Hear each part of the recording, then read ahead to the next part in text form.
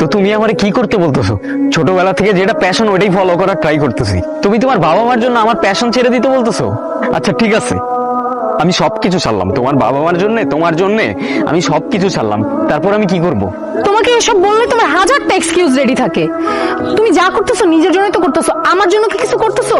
আর ওই যে মেয়েটা যার সাথে অ্যাক্টিং করো, ওর সাথে তোমার কি সম্পর্ক?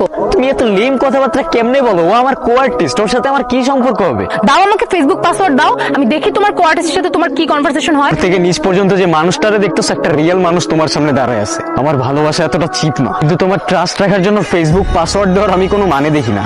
তুমি তো কিছুই করতে পারো না আমার জন্য, এমন রিলেশনশিপ রাখার কি কোনো দরকার আছে? স্ট্রেইট বলো না, কি বলতে চাও?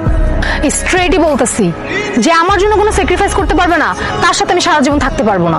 কেন জানি নিজের খুব আনলাকি মনে হইতেছে। তোমার মধ্যে যদি আমার জন্য এতটুকু পরিমাণ রেসপেক্ট থাকতো। আজকের পর থেকে আর কখনোই করবো না, এটাই শেষ।